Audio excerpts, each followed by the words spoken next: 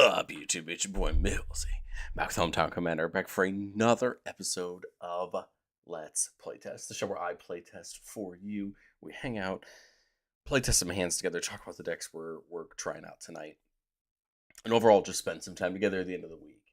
I want to start by asking how y'all's weeks were. I had a pretty eventful week. Little one being homesick all week, which it's something that could be definitely frustrating, but I had a ton of fun getting to be around with Little and having a good time. And I hope you guys enjoy your holiday tomorrow. Those of you that have to work, I appreciate the work everybody does on the holidays to keep the world moving and vibing. But today we have two decks. Of course, as our our normal ride goes. We've got an oldie but a goodie in Surrak and Goreclaw, a deck that I love so much, and I guess I hope one day I'm known for. And then today we're premiering a new one. This will be up on the channel not this next week, but the week after. And so I'm excited obviously about the brew I did for the channel. The only real difference between the brew I did for the channel and the brew that sits in for us this evening is a couple of shocks and a couple of fetches, but I've been playtesting Ms. Bumbleflower behind the scenes, and it's a deck that I've really enjoyed. I love the counters. I love that aspect of the deck, but I guess I've always kept coming back to, like, is that the right colors of what I want for my counters deck? Is that the thing that I want to see the most? And I've just been kind of going back through Tarkir. It's a plane I really love, and I had the privilege at a card shop this week to pick up a deck box made by a company called something Guild.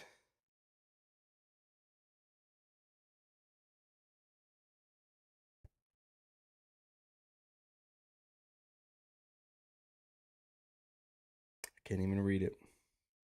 Gatherer's Tavern, that's right. They made these Domeru deck boxes for Tarkir for each of the clans, and I picked up the Taval one because I really like my Taval deck, and I've been working hard on it. You can see it here; it's got kind of the dragon scales and stuff like that. And I'm gonna pick up the one for Ishin and the one for Ureni. But I was sitting there thinking, man, the Baitor one looks really cool too. And I was just like, I love Abzan. Been trying to come back to Abzan. And so the reason this Felothar deck for the channel happened really was just my want to go, okay, can we make this shell that I like in Abzan for this counters game plan? And we covered Felothar back in Tarkir. And Felothar's an interesting commander. And I think I stand by the brew I did for it at Tarkir time. But we've gotten so much great counter support in Edge of Eternities and Final Fantasy, and I was like, we got to do something to come back and really showcase a commander that cares all about counters. And not only cares all about counters, but I feel like it's exactly up my angle because it also cares about tokens, in a sense. Whenever it enters or attacks, you want to sacrifice a non-land permanent to put a counter on each creature you control. Well, there's a couple ways you can do that, but I think the easiest way to do that is tokens, right? Whether it be creature tokens, whether it be non-creature tokens, there's so many ways you could take this. And so the first build of this deck that you're going to see, like I said, up on the channel about a week or so, and that sits in front of us, is basically trying to do the counters thing, but we're also trying to take advantage of creatures that make tokens so that we can sacrifice them to Felothar to make our board bigger. And you're going to see a lot of the counter sub-synergies that exist in decks like the Bumbleflower list and some of these banned counters lists. Right, the only difference is you're trading off something like Simic Ascendancy, and we're trying to bring in, I'd almost argue, a better suite of removal, and trying our best to kind of go a little bit more go wide with it versus going tall, I think, which is what Bumbleflower tried to do. So I'm intrigued to see how this one goes. I've done a few playtests for the video, right, that's going to be coming out. And I've done a few playtests on my own. I really dig it. I think it can get a lot better. There's already some cards that I could see myself adding. But the intention is get a couple tokens in, start getting enough so that you can sacrifice them to Felothar to grow your board. And then, protect yourself with protection, give him trample, and get to running. So with that said, let's get into our playtests. And like I say in every video on the channel, remember the goal of our playtests here is not to find magical Christmas land. It's not just to show off all our best plays and put out a bunch of crazy hands, but it's to basically get reps with our deck, understand what are we looking for in our hands, how are we going to set up our board state, and are we seeing the things we want to see in the deck? It's easy to say, oh, well, I play test it and every time I see the same 4 cards, but it isn't always like that, right? Moxfield, I've said in the past, sometimes I question it. Shuffler, I notice that when I set up for the videos or when I set up for a live stream like this, and I get 5 or 6 hands ready, a lot of times you see the same 3 or 4 cards between the hands, and it's kind of frustrating because it's like, yes, I want to see those cards, but I think it makes more sense to put yourself in a situation where you don't see those same 4 cards over and over again, because you need to understand how your deck fits together when you don't always see the 1 or 2 creatures you really want to see, or the key enchantment you always want to see, or the key sack fodder you always want to see, right? Like, you want to see how your deck functions in the less opportunistic hands. Here we got a two-lander, right? We're missing black, but we do have the Farseek, so we can go get our Triumph. We can all get all that good stuff. We have Dustshell Crawler, giving all our creatures with counters on them trample. Awesome. We have Ophiomancer, one of the best every turn token makers we have in the deck, automatically making that snake on the beginning of each upkeep. If we don't have a snake, obviously making sure that the snake is there for Felothar to sacrifice. Cathar's Crusade going to work really well, right, as we make these tokens, buffing our board.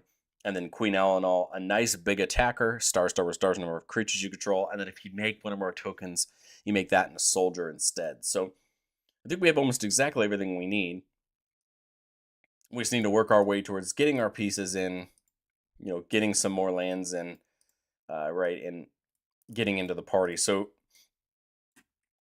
slightly awkward that we didn't see any lands in the first 2 turns there, which isn't ideal, but like I just feel like I beat the dead horse on. We need to see what happens when we don't have 4 or 5 mana in opening hand. Now the nice part is Felothar is only 3 mana, so it's not like we need 6 mana. But obviously, as you go through your turns, you want to be setting up, right, getting access to more mana. So the question is, you go with something like Nature's Lore and, I guess, kind of take the turn off. I mean, in a sense, we don't have to take the turn off. You could Nature's Lore for like a shock land, and we could still go for something like Innkeeper's Talent. Or do you just get Ophiomancer down and try to get in Felothar next turn, right? I'm trying to think of what line makes the most sense. And the nice part is having something like Court of Calling to help us out once we get a few creatures out, going to getting a key creature. I think I like Ophiomancer. Let's take this line and let's just see where this line takes us. We're gonna make that snake at the beginning of our next opponent's turn. Sure, we didn't get the land, which again is not ideal, but we still needed to see, what that line was gonna be. I think I have to go for the Nature's Lore line now. Unfortunately, I think I don't know if I can get away with taking this many turns off of another piece of mana.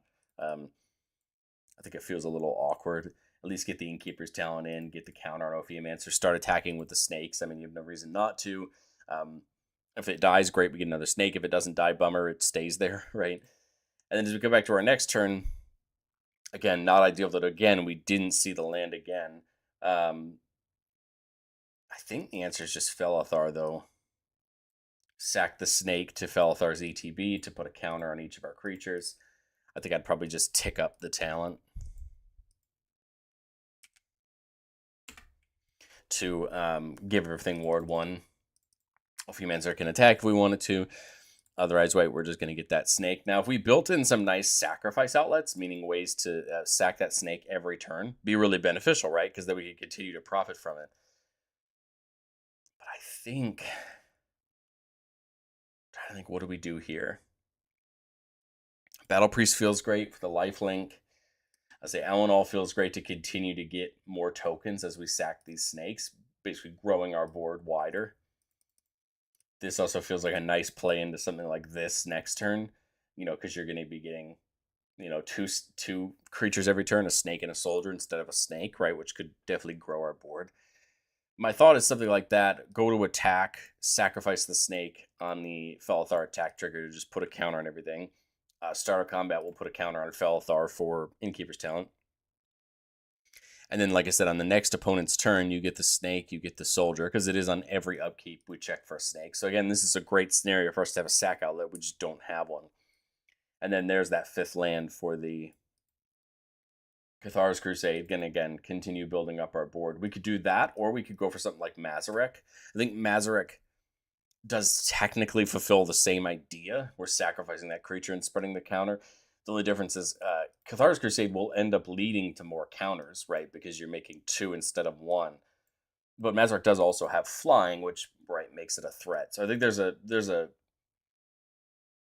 interesting decision line between that. Like if you think about it, Mazarek will actually grow our creatures this turn, whereas Cathar's Crusade isn't going to grow them until the next turn's upkeep. So I mean, that's a decision we also have to think of. So my thought is probably something like Mazarek here. Sack the snake again to Felothar on the attack trigger. They're all going to get a counter because of Felothar, and they're all going to get a counter because of Mazarek. And then, just put a counter wherever you want to. But again, now you've got that Ward 1 protection on Mazarek. We're really starting to make Felothar into a threat. Now you can see that these soldiers are going to start sticking around, right? They're going to start sticking around because we're only caring about sacrificing the snake at the moment. And they're going to grow the counters as we get this kind of line set up. And then I think now is where you start to see the profit, from the Ophimancer. You have the Deadly Rollick. I wish we had something like Flawless Maneuver in hand just to keep us really safe. But I mean, other than that, I think we're just in good shape to continue the plan. You could either go with your choice of Cathar's Crusade or Virtual Loyalty. I think it's Cathar's Crusade now. I was going to say maybe it's something like the Crawler just to start getting trample on everything so that way we're not just, leaving damage on the table. And then we could even hold up mana for like Quarter Calling because these we may not end up attacking with everything, but I think we will probably end up doing it anyway. We can get a counter on the Crawler from Innkeeper's Talent this turn. But again, same thing. Sack the snake, right? Counter on everything from Felothar. Counter on everything from Mazarek. And again, now with the trample, I think we're hitting harder. A little bit of a slower start there. I think that lack of that 4th mana really hurt us. But again, unless we see that turn over, or time after time after time, right? We don't want to assume that in the back of our mind that that's just the way this deck's always going to work, right? Those are the things that you want to see playtest over playtest. Am I getting the lands? And if I'm not, then maybe that's something where we come back to the table and think, do we need more ramp? That kind of thing. 3-lander here. The fetch is great because it gives us the color spread for something like Adeline. We see Ophimancer again, and we see Baitor. Baitor was a last minute add to the deck. I really thought long and hard about Baitor, and my thought process was if we're really going to truly go wide, I think Baitor becomes a huge threat, right? If you're stacking counters on a really wide board, it's going to be pretty easy to turn Baitor online, and then it's a flying threat that your opponents have to deal with, right? So I think turn 1, I'm probably willing to just crack the fetch, right? Go get the Triumph, know that we have that mana kind of solidified in case we run into something we need. Turn 2, nothing we could do. We could leave the Assassin's Trophy open just in case something key comes down for our opponents. But otherwise, I think I like Adeline this turn. My thought here is Adeline has the higher end potential for making tokens over Ophimancer, which is why I think it's worth it here over that. Because next turn I could play Felothar. I won't get the sacrifice on Felothar coming in, but I'm going to very quickly create a board of humans that becomes a problem. That's my thought process here versus Ophimancer. Ophimancer could still be a good choice, right? Because you have that snake right away to sacrifice. Well, isn't that interesting? Strike Leader almost makes me want to play Strike Leader this turn instead of Felothar. Because then you get the humans on attack. Adeline attacking, right? I mean, they one going at each opponent. You probably have a shot of two of them dying. But Strike Leader adds a really huge upside next turn on making some goblins. Because remember that Felothar's trigger is an attack trigger. Well, the ETB coming in, right, when our next turn is only going to hit the creatures that are out. But on future turns, Felothar is an attack trigger, meaning that Adeline's trigger, Strike Leader's trigger, and Felothar's trigger will all go off in the order we want them to. We'll obviously make the goblins, make the humans before you have Felothar go off, so they all can get the counters. And I think that's the intention there. Um, Strike Leader can also protect the board of tokens, but again, here there's probably one of these that's laying around. I would imagine. I can't imagine you keep all three of them. Normally, I've just personally always found that Adeline's humans tend to get blocked, so we'll leave the world where maybe one of them sticks around. Again, you don't get the Felothar trigger this turn on attack, but we are making the tokens off the Strike Leader and the Adeline, so we're in a great spot. Again, kind of awkward on the land, so maybe it's something we think about if we continue to see it. But now we're in great shape. We have the Flare to protect the board, and we have Strike Leader. So Strike Leader would protect the tokens, but if somebody's going to really try to wipe the entire board, you just Flare and sack the Strike Leader to the Flare, right? To just protect the board. But yeah, now you can start to see we're really going wide, and this is the kind of match made in heaven here that's just going to continue to get better and better, because as we come to our turn, right? Jeez, no land again. This is just brutal. I'm kind of starting to wonder if I need to. Obviously, right. We're gonna keep going, but my thought here is Dawmaker shot. Hold up path. Hold up some sort of removal. Again, we're holding up flare. Same thing. Go to combat attack. 3 more humans. 3 more goblins. Sack your choice of one or the other. Right, to make. Well, actually, what would actually make the most sense is we're gonna get what, at least 2 or 3 toys from the Dollmaker shop, depending on how many opponents we attack. Sack one of the toys, right? So that way the counters go on absolutely everything. Why only have the counters go on the creatures that are attacking, or only our main creatures? And then now you've got a board of all these 2/2s now, a little bit harder to chump block, and they're just going to continue to get worse, right? We have the board protection, we have the removal. Oh gosh. So again, I think you just do the same thing. Swing out again, sack the toy, grow the board, hold up the removal. Man, I'm not loving these 2 hands as far as lands go. Let's see if we can find something a little bit better on this one. That, I don't know, it's almost starting to concern me slightly. But I think it's just the Moxfield Shuffler. If I'm 100% honest, even with my decks in real life, I've always noticed that I don't have consistency issues I have in real life that I have on Moxfield. So it could just be Moxfield. Maybe this is something where you throw it into something like Architect as well and see if you have the same results, right? I mean, you got to remember, right? Randomization on the computer exists, and sometimes those algorithms are off, right? So that's something we don't want to put that much stock into, but I think it's something to keep in the back of our minds. You're on playtest number 3. Not bad. 3-lander, again, a fetch to get our Triumph. We've got Revival of the Ancestors, one of the cards that I love the idea of in this deck. You come in and get 3 tokens, then you spread counters on, then everything gets trample and lifelink. So again, if you could time it well, that last one can go off at a really nice time. There's the Synchronized Charged, right? If there's a trample ton of turn, you can harmonize it back and then Envoy for lifelink. I do not mind this one at all. I have to crack this Marsh Flats to get a green for the 3 visits, don't I? So I guess I have to do this, and this could be the thing that's screwing me over, right? Immediately shuffling again, but okay, well, there we go. There we see a land again, so we're off with good races there. I think it's just probably worth 3 visits here. Go ahead and keep the ramp going, making sure we get more of our pieces in. That way we're not having to worry as much. I've got another black source in hand. I've got 2 more white sources in hand. Canopy doesn't feel terrible. All right, we draw Mural. Mural's another great creature that makes tokens. Doesn't make tokens tapped and attacking, right, like Anok, Strike Leader, or Adeline, but shuts down your opponents doing a lot of things during your turn, which I think is a huge deal.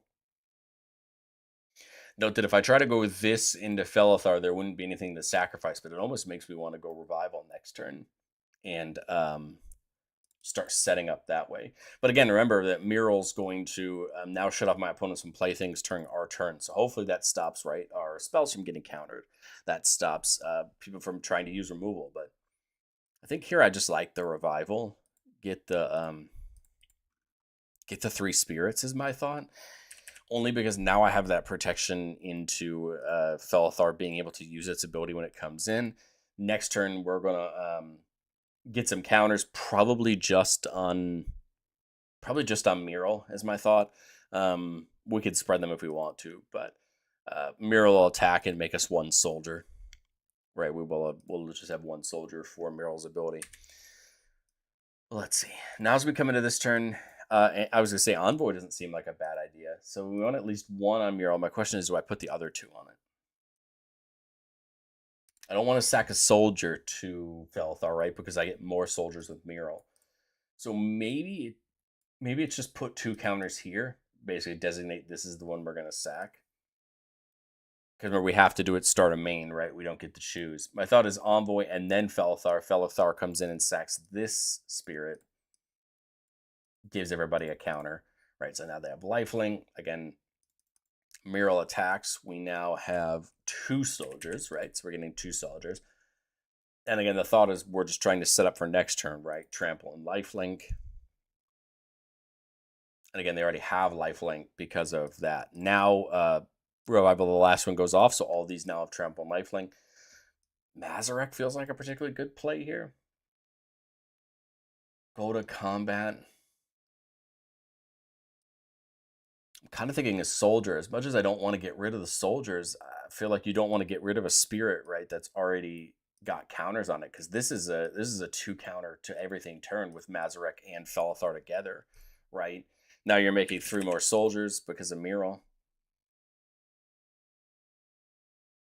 And I feel like we're just in really good shape. I mean, all we're missing, right, is any sort of protection, right, from our board, right? That's the only downside, right? But we're gaining a ton of life, right, with Envoy of the Ancestors, which makes me feel a little bit less bad about getting my board wiped, right? We could try to rebuild, you know what I mean, and kind of go from there. Answer really helps, right, as we saw in that first playtest, right, using that snake for Felothar's ability. But I mean, I don't mind this one. I feel like we're in a great spot, and if somebody really wipes the board, I mean, it stinks, but all right. You know, we draw the next turn, play with Geomancer, you know, try to rebuild, right? And as much as it would stink, we at least still have an exit plan.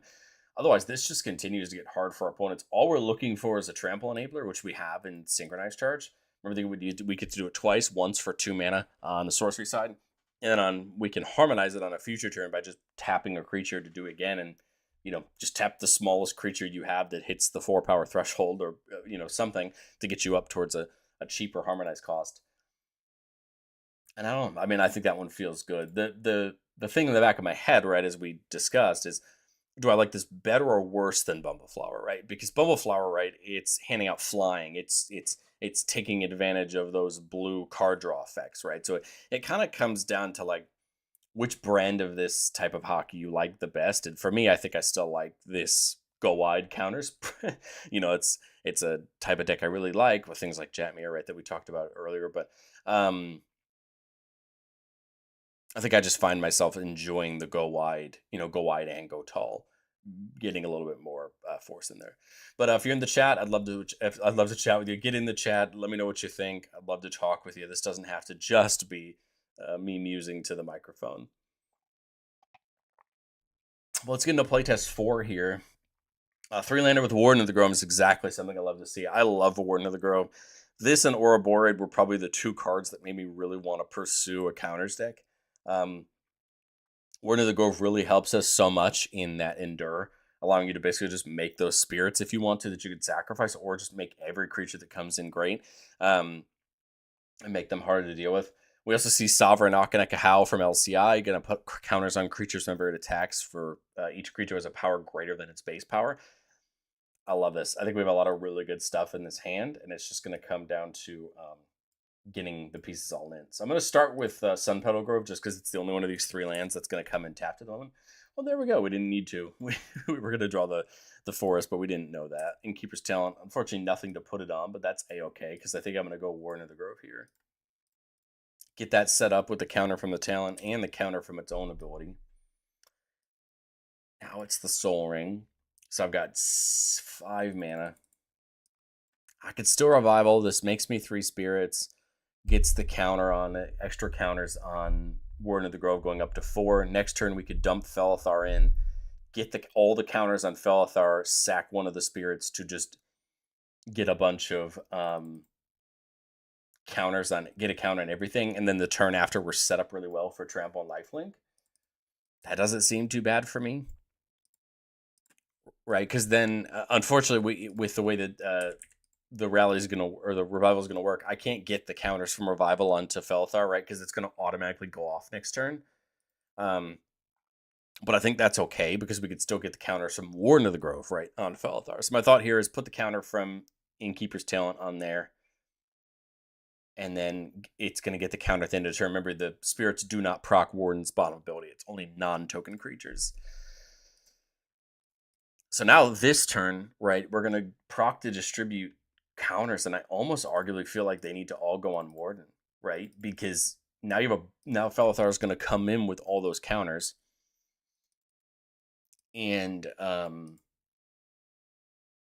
it's just going to spread the counters around too. I almost feel like it's a turn where you up Innkeeper's Talent, right?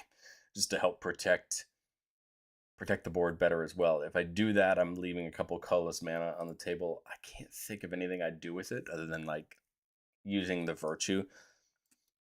So we'll just crack this landscape for a white source just to kind of even out the colors.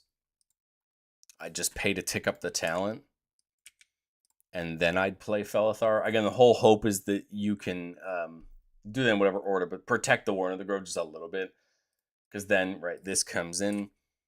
We give it all those counters from the Warden of the Grove, sack the Spirit, get counters and everything. Now, right, we're really setting up for that trample and lifelink next turn. Go to combat. I'll just have the talent, put the counter on the Warden of the Grove. And then, end of turn, Warden of the Grove goes up again. Have it attack, right? Might as well. It's a big 11/11 at that point. We don't have any trample on it just quite yet, but I think it's still worth doing it. And then you come to this turn, so Revival goes off, giving all of these creatures trample and lifelink. Get the Heath in. Virtue doesn't feel bad. I was also thinking, like, what could you quarter calling for, like, 4? Ouroboros would be pretty fun. Would be pretty tough this turn because it would come in with 10 counters from the Warden of the Grove and then immediately spread 11 counters with its ability. This is one of those dangerous combinations that I feel like is going to take the friends in your playgroup once to see happen before they realize that it's a problem. And I have the 7 mana, right? There's the 3 green, 1, 2, 3, 4. So that is 7 mana for Ouroboros. We could just crack the Heath. It doesn't really matter. I'm not really worried about the Heath, but again, so it comes in, the Warden trigger goes off. I'm going to put all 10 counters on Ouroboros, right? Start of combat, you have 2 triggers. You have Ouroboros trigger and you have Innkeeper's Talent. Innkeeper's Talent I'm actually going to put here because I want now Felthar's at 12, so it would be at 23 once Ouroboros' ability goes off. But basically you're adding 11 counters to everything, right? Because of Ouroboros' power, and now your opponents are in a world of hurt. All the 4 creatures that were going to be able to attack this turn have trample and lifelink. We're netting a ton of life. Felothar probably runs the risk of knocking somebody out just on commander damage. Warden is a 12 before this goes off, so it's a 23. I mean, even if you don't hit somebody, you're just gaining a ton of life. And then if they wipe the board, oh well, we have enough life, right, to sit around and live, which doesn't seem bad. But again, like I started off by saying this, Warden of the Grove and Ouroboros is a problem in, Bumbleflower, right? The other deck that this idea came from. So it's not like Felothar is the thing that's making this a big deal. I guess it's just, again, comes down to, do you like the go wide stuff more or do you like the flying from Bumbleflower? Again, it's something I'm still kicking around in my head behind the scenes. But let's go one more. Keeping a 4-lander here, great. Dreadhorde Invasion, make sure that army every turn. Again, great for Felothar. Or you let it go, right? It keeps amassing and it becomes a nice threat, having a lifelink eventually. There's Anok Strike Leader again, and then Branching Evolution to double up those counters. I like it. We'll go Path. Well, I was going to say Path's going to be tapped no matter what. I guess Marsh Flats doesn't technically have to get a tapped land, right? You could get a untapped shock, right, with the Marsh Flats. So I guess that isn't as obvious of a thing as I originally thought. I thought as branching here and try to get that goblin. I'd like to think on turn 3 we'd have a place to safely put Anok Strike Leader, but I guess there's a world where it's not the case. Worst case scenario, you just sack it to protect the goblins and move on, right? Felothar should be able to come in pretty soon and take advantage of it. Ooh. Now, this is an interesting dilemma. Do you go for the Felothar? We at least have the Goblin to do that. Or do we, set up something like Sovereign or Mural, right? I think I kind of like the Felothar just because it makes all three of these creatures the goblins, and then if they survive the combat, obviously asterisk and strike leader. I think just better attackers for us. Get them in, get in attacking. Again, three more goblins as long as they survive, right? With strike leader, because now we can have Felothar's ability go off on attack, have it go off after Anox, right, to put the counters on the goblins. But 5 mana, I like both Mural and Sovereign. Like, I could see Sovereign as a way to really just ramp our board forward. I like Mural as a way to protect our board, right? I feel like they're both relevant.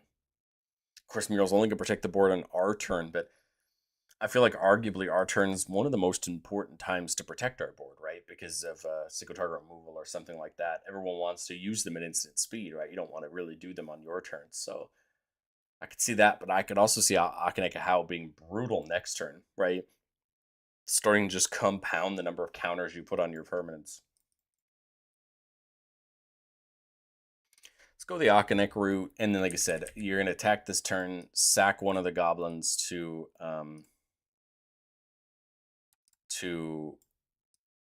Felothar to start putting more counters, right?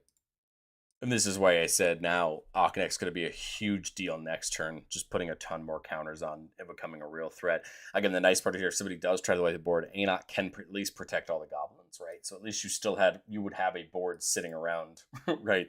Still readily available for you. And then I guess Mural, and then get into combat.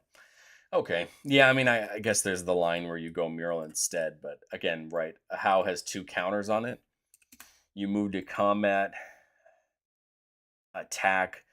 My thought is, it's only when it attacks. No, it's every creature. I thought it was only attacking creatures. Oh my gosh, that makes it even better because then you go goblins first, sack one for Felothar's trigger,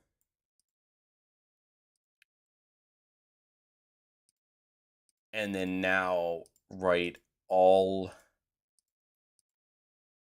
of those counters now basically double, right, because of How's ability. And now you're just off to the races, right? Again, you have the strike leaders still protect all the goblins and protection on our turn. But again, that's my idea, right? Something I'm gonna be kicking around behind the scenes. Like I said, this video will be out not this week coming, but the week after. Again, Felothar was something that I saw with all the support. I wanted to give a try, and I'm excited to see where this deck could go for me. Again, it has everything I'd want from it: counters, tokens, right, and getting to play a lot of the things I like. You also have the really fun like Cathar's Crusade and Rosy Cotton lines with like Scurry Oak or Herd Bailiff or Basking Brood Scout. That could be really fun. I guess you could do that right in Bumbleflower too, but I don't know. I think I'm willing to give this one a fair shake. First, because I've been wanting an Abzan deck for a long time and I just haven't put one together. And second, because again, I love Tarkir, and if I can make it a Tarkir commander, I think I want to give it a shot. But we will table that one again. Deck list is down in the description, y'all. If you want to see that one, get yourself in the chat. I'd love to talk with you. And now we're going to move into obviously the commander of the two that I know the best. One of my favorite decks. We're going to talk about Surrak and Goreclaw. Surrak's gone through some pretty interesting changes in the last update here for Edge of Eternities. And I think the main thing that I did when I updated Surrak was just being less apologetic about it being a stompy deck. And by that I mean things like Jumbo Cactuar or Ulamog the Defiler. These creatures that could just very easily take over a game as soon as they come in. And if they're not checked immediately, they could just absolutely brutalize your opponents. You have to remember that Surrak comes them in with haste, meaning that Jumbo should be lethal on somebody, right? The turn it comes in. But I actually got to play with Ancient Adamantoids in a game, and this one actually fried my brain on the rules and how it actually works. So it says all damage will be dealt to you and other permanents you control is dealt to this creature instead, and then whenever it dies, you exile and make 10 tap treasures. There's a lot of rulings around this, and I won't go into them here because it's a really funky card, but it basically saved me from losing a game and actually ended up winning me a game because an opponent didn't block as much as they thought they could because they thought they could just kill me on the backswing, and then all the damage that was dealt to me was dealt to the Adamantoise, and then they were not ready for the crackback, right? Um, I think the deck's been really fun as of late. I've been trying to get some fun creatures in there as well to try out. Um, by that I mean bringing in something like Renata to give out those counters, extra counters when creatures come in, and its devotion. Power is equal to your devotion, so it's becoming a really nice big threat. I brought in a couple doublers like Nyx Bloom Ancient and Regal Behemoth because I noticed that the turns that it tends to want to close out the game, you want to get multiple creatures in off that haste, right? And so these are just going to allow you to tap, for more mana. But as far as going into the future, like before we do the playtest, because I'll do all the main deck for videos for Spider-Man content, so you'll get to see all these on updated videos. But going into the future, I was really starting to think about like, okay, what do we continue to do better in a deck like Surrak and Goreclaw? I didn't put in Sphere Grid, and I'm trying to figure out why, because I feel like Sphere Grid makes a ton of sense. You get the trample even if Surrak and Goreclaw isn't in, but then again, Surrak and Goreclaw is the thing giving the counters. I think Fight Rigging could make a ton of sense. Cheating something in. I love Defense of the Heart. It's one of those cards that like could really matter.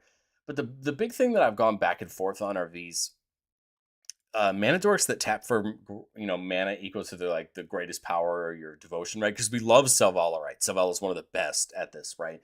And there's a couple more that are up the similar vein. So Bighorn Rancher, 5 mana, taps for green equal to the greatest power among creatures you control. And we get to brutalize that a little bit because we have things like Galter, right, that come in cheap. Whereas Karametra's Acolyte, 4 mana, but again, taps for green equal to your devotion to green.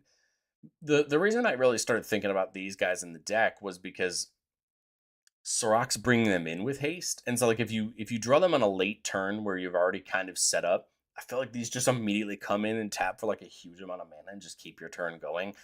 Um, I think I finally got to the point where I realized that like Kami Whispered Hope should just be in this deck. I can't believe it's not, to be 100% honest. I think I'm an absolute bellend for not putting it in there, but I'm starting to see like where the value is there. And then I've watched Disciple of Freyalise go off enough times that like I kind of wonder why I haven't bothered to try to put this in the deck. Come in, sack a smaller creature, draw 5 or 6, keep your turn going, that type of thing. But again, pure unadulterated monogreen stompy. We're just trying to run over our opponents, do it the best way we know how, and have some fun. So let's get into our playtest. Here on the first one, we're keeping a 3-lander, but we see a Utopia Sprawl. Great. That gets us extra mana. We have some pretty cool things on the top end. Woodworm is a card that works really fun with Surrak and Goreclaw because it comes in with haste. So you're going to get its attack off its own ability, and you're going to get to back up another creature to have its ability. Look at the top X, where X is its power. Put a permanent from among them with mana value X or less on the battlefield. Good way to cheat in some really brutal things. And the Ulamog, whenever you cast it, target opponent exiles half their library rounded up, and then it enters with counters on it equal to the greatest mana value among cards in exile. Mikey and I notoriously had a game where he was playing his Zuladoc, Eldrazi deck.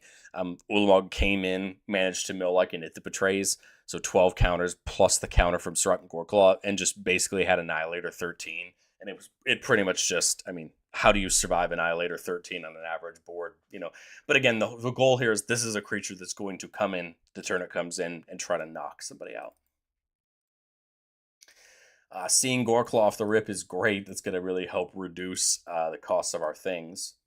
Right, so unfortunately nothing here on turn 3, but that's a-okay. Turn 4, I like the Goreclaw, right? Start reducing things by 2. Not sure what that was. Strong Goreclaw could come down this turn if we want it to. Our current devotion to green is 2, so Renata's not going to come down any cheaper. So I feel like it's Surrak and Goreclaw, right? Comes down 2 cheaper this turn and allows us to really come into next turn with a lot of value, right? So now devotion's 4, so Renata would actually come in 2 cheaper. We could go like Renata into Goreclaw, or sorry, into Galta, which could be particularly fun. We could also go Woodworm is 5, but we only have 4 mana. So we can't get that in quite yet. I kind of like Renata into Goreclaw. So Renata comes in with 1 counter and haste because of Surrak. Galta comes up with 2, 1 from Surrak, 1 from Renata. And now both these come in with haste to get him attacking. Galta being 14, 15 because we're going to attack with Goreclaw. And then Renata is 2, 4, 6, 8, 9. It's a 10-4 right now. And then it'll be an 11-5 with Goreclaw when it attacks. But this Goreclaw can attack. It doesn't have haste, but these guys, or sorry, no, we played it last turn, so it can attack too. So we're just going to get going, start dealing some damage. 14, 25, 32, 37 is probably not enough to knock one person out, depending. But I mean, I think we can just get some really solid damage on the board and get that party going. And then as we come to our next turn, there's the Great Henge. We're just a couple mana shy of Last March. Last March is one of those finishers in this deck that if Surrak's out and it stakes around, Last March just brutalizes boards. But let's go Great Henge. Now I have 4 mana. I was trying to think, do I Nature's Rhythm for something? The first mana dork that came to mind for me for 2 mana was Fanatic Aronis. It'd be able to come in and tap for 4 mana. I'm still not able to cast Woodworm, but I guess I could leave something like Force of Vigor up. I guess it could draw me, right? You actually never quite know what it could draw into. So let's do that. Let's go Exis 2. Let's get the Fanatic Aronis, right? It comes in with 2 counters, right? Or 3, sorry. 1 from Surrak, 1 from Renata, 1 from Great Henge, and that draws us. Okay, yeah. I was hoping maybe we'd hit the land so that we could go into Woodworm. But again, this is still a particularly brutal combat. You could attack with the Ronus if you wanted to. It's a 4/7 that's going to get bigger with Surrak. But I think I'd just leave the mana up for the Force of Vigor. Just we could tap that for it. And just, again, attack with these guys. Get in, and Renata just got slightly bigger. 2, 3, 4, 5, 6, 7, 8, 9, 10, 11. So it's got even bigger. More damage on the board. Again, we're a little bit susceptible to a board wipe here. But again, that's your bane of any creature deck's existence. Now at 6 mana, obviously can't do the Last March, or sorry, 10 mana, right? Because of Fanatic. So 2, 4, 5, or 2, 3, 4, 5, 6, 10, right? So we could go Last March. We could also go Ulamog. Last March, I think, statistically has the better chance to hit something, considering that Galta is a 14 right now, highest toughness. I can't imagine in the top 14 cards of the deck we can't find enough to have a ton of fun. And so I think basically probably just resolving Last March would be enough. It can't be countered. Somebody would basically have to get rid of Surrak and Goreclaw in response. Otherwise, you're drawing 14. We're dumping all the creatures in. They're all going to come in with 3 counters, right? 1 from Goreclaw, 1 from Renata, 1 from the Henge. We're going to end up drawing a ton more cards. So we're probably just going to end up having to pitch a bunch of cards.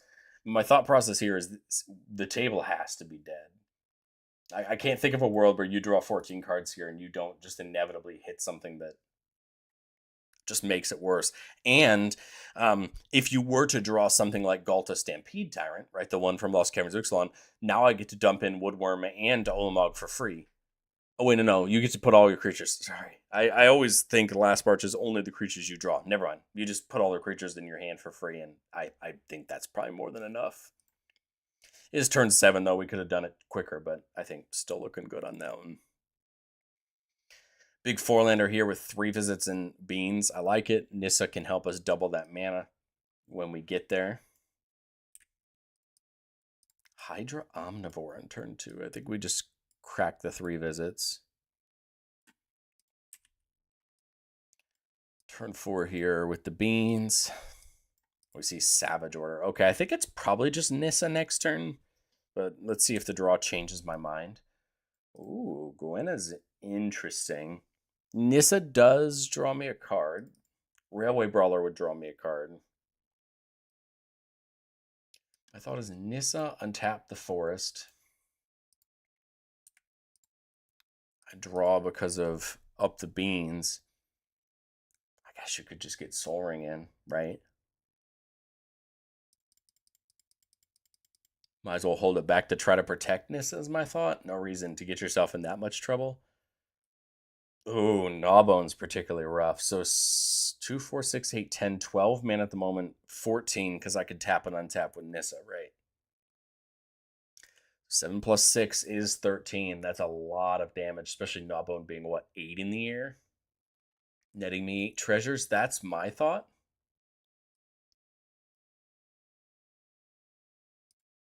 We're untapping. We've got to untap one that isn't already untapped. But again, there. Uh, Surrak would draw me. Beans would draw me. Again, attack with Gnawbone, making what? 8 treasures? And then you could use them now or wait. I mean, truthfully, I don't even know if it matters. If somebody were to really wipe the board, it would stink, but I mean, you'd still have Nissa up. I guess you could use a couple of treasures for Innkeeper's Talent just to protect the board. You know, you could get like, Soaring Gwenna Innkeeper's Talent in if you wanted to, just to set up better for next turn. I was gonna say next turn. I mean, Savage Order is pretty fun on its own, but I mean, Crater probably just ends it, right? 2, 4, 6, 8 here. Dump it in. It comes in with a counter. Draws us a card. Gwenna would untap with a couple counters. Everything's getting +6. I guess you could tap them and untap one with Nissa before Critterhoof comes in, right? And then it's what, +7, +7 in trample, and then this has haste. This is already down, so to be able to attack, and now you're going to brutalize your opponents, and then you have all the treasures made off Gnawbone, right? So I mean, then you're just stacked with mana for the rest of the game if somebody really does, crack the board wide open. But yeah, I mean that's just the power of Craterhoof, right? But I mean, we added so much value again by these creatures coming in with haste, and that's what the deck's trying to do, right? Is bring these creatures in with haste and get profit from them the turn they come in. For lander with Fanatic Aronis into World Wagon. World Wagon's one of those weird cards I've been trying out.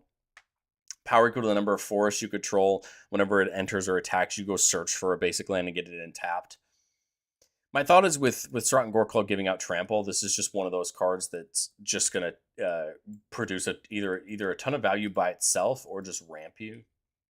Right? So Fanatic here.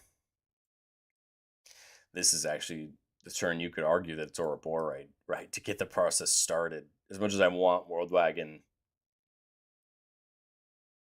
right, puts a counter on both of them, it wouldn't be 4 power for next turn, though. But if I play the World Wagon, I'm getting a forest, and then I have a forest in my hand the next turn to play Surrak. I'm trying to think of what line makes the most sense. Ouroboros just feels really good. I guess if I go Ouroboros this turn, they both go to 2. Next turn, I could just go through combat, get 2 counters on each of them, and then we'd have the 4 for Aronis. Yeah, let's take that line and see what happens. Well, okay, natural order. So go through combat. They both get 2 counters. Then Surrak for 6. And we're just left set up for the next turn. Come to the next turn. I could Surrak. I could go with I could go for the Uprising if I want to, but I think it's the Gargantuan. Whenever putting that was the one that I was thinking of, the one where dragons hit you put permanents in. I think it's Behemoth, right? 4, 5, 6. Bring the Behemoth in. We become the Monarch. Now this is 4 mana. Play Garruk's Uprising, draw a card. Play my land. Right? Go to combat. Ouroboros puts what? 4 counters on each thing? This has haste, so these guys can get in attacking. They have trampled from both Surrak and from the Garruk's Uprising, so they're just gonna hopefully roll over people. And then coming to our next turn, right? 10 mana, right? Because of the Behemoth, 4 with the Fanatic for 14. Natural Order has so many great targets in the deck, right? Craterhoof if you want it. Galta to dump everything in our hand. Could always Archdruid's Charm, right, for something. 10, 14. So Gargantuan 7 plus Druid's Charm would be 3. So that's 10. I mean, you could go get something like Galta and just off the Archdude Storm and just go Gargantuan Galta and just take a massive attack because then it's getting 8 bigger, right? Because of Ouroboros. Um, that line doesn't seem terrible to me here. I'm talking about Premonger, the big one. Because then my thought is this is coming down for just 2. This is coming down for the fresh 7. These guys are all tapped, but you draw a couple extra cards, so we end up getting an extra mana in. And then start a combat, right? Everything gets 8 counters, and now we're just, again, this is where I think Ouroboros, although it doesn't seem like the kind of card you'd want in here, I think it's one of those cards that just like, if you can get it set up, it's one of those cards that could just take over a game in so many different types of decks. We're going to go 2 more. Doing my best to have some fun tonight. Again, a little bit quicker on the playtest on Surrak and Goreclaw just because the deck generally tends to either have it or it doesn't. Here we're keeping a 3-lander with a Soul Ring. We see Nature's Lore and Wild Growth. So we've got absolute unit amount of ramp. We'll get the Wild Growth in turn 1. Soul Ring into the Nature's Lore is my thought. This leads us into a turn 3 Surrak and Goreclaw. Absolutely lovely, right? Oh, that's particularly brutal, Galta, right? Because 8 mana for Galta gets Quill Great Worm, Kamal, and the other Galta in.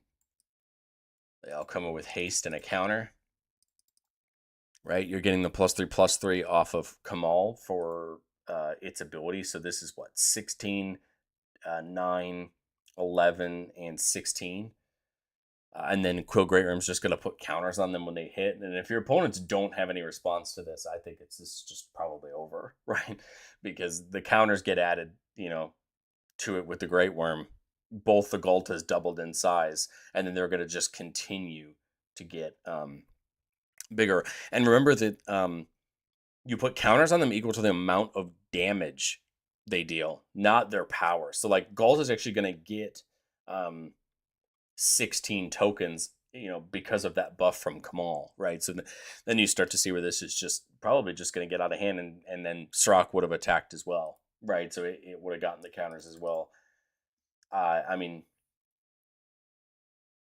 then right, your opponent's only out as a turn 4 board wipe. But again, I think that's just where some of those draws can come in handy. But let's go one more, and we'll close up tonight. A little bit quicker tonight, just because my voice isn't feeling up to it. And I still wanted to have some fun. It's been a long weekend for me, but we're gonna enjoy our rest tomorrow on the holiday. I hope you guys enjoy your rest on the holiday, and let's get in to our last one, Utopia Sprawl. Just like the Wild Growth. Great start. We're going to see that World Wagon really come into handy here. Unfortunately, it has to attack to get another one. So I think it's going to be a little bit harder to get it crewed up because it is a crew of 4. So unfortunately, that Fanatic Aronis isn't going to be able to crew it up. But I don't think we mind at all. So now 2, 3, 4, 5, 6 for Surrak. I think I would probably just crew up the World Wagon and go attacking. It has Trample. It's a 5/4, right? I think we have a pretty good spot for that on turn 4. Turn 5, a lot more mana, right? Now that we have a creature power 4, so it's 2, 3, 4, 5, 6, 10 mana. Devastator has pretty much always won me the game when I cast it. I mean, not always, but like statistically, I think we're going to be in for a really great time.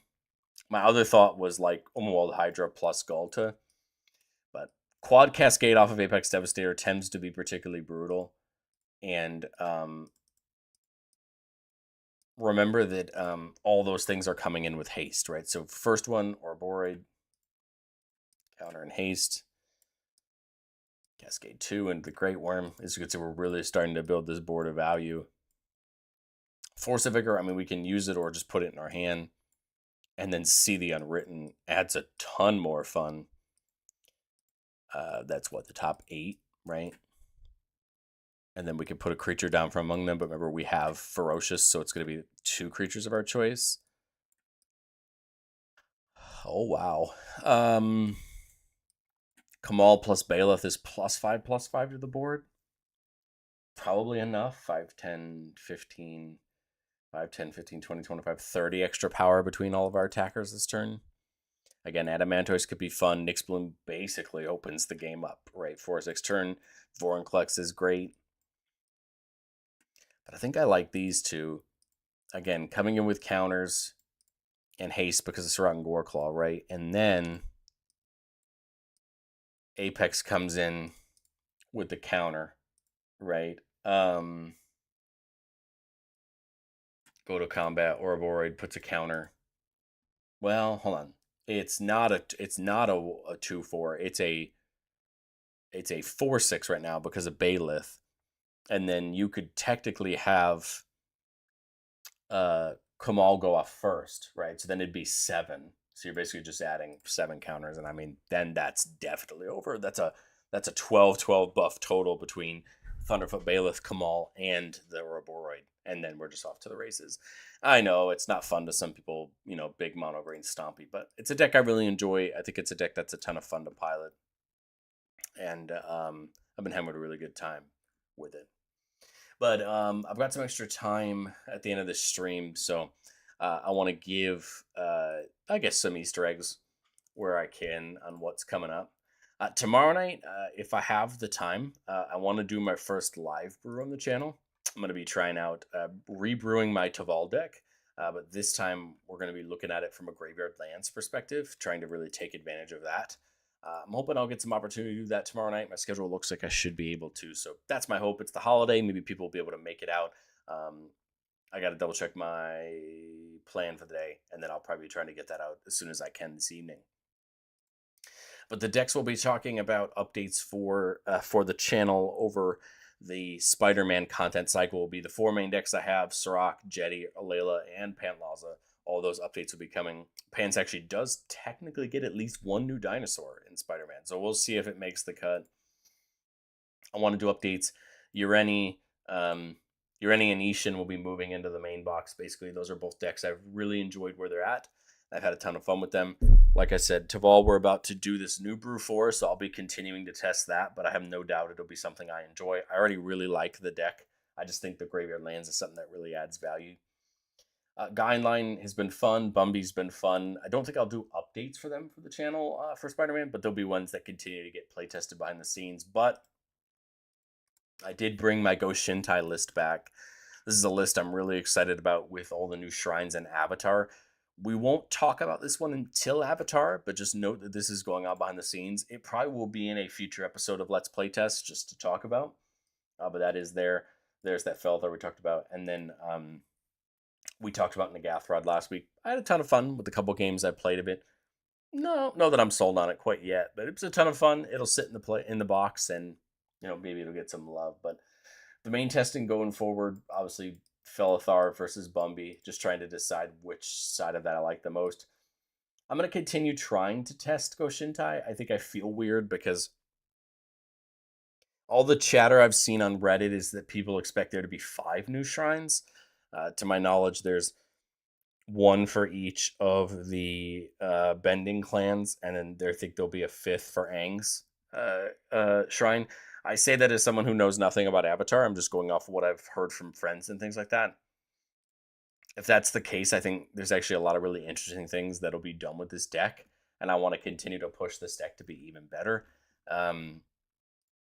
Like I said, we did see Aang's journey and that 1 temple, so I'm intrigued to see what comes of that.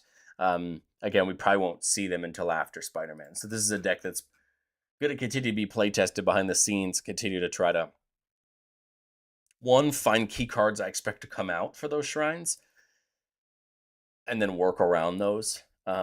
Just kind of go from there. I think I've already kind of figured out key cards I want to take out for those 5 new shrines.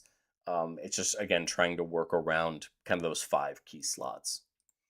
But thank you all so much for joining me this evening. I saw not as many views tonight as the other nights, which is okay. That's okay. The VOD will be here. I'd love for you to comment on the VOD if you watch it. Let me know what you think of the playtests. What decks do you want to see coming up in the future? And I will catch you on the next one.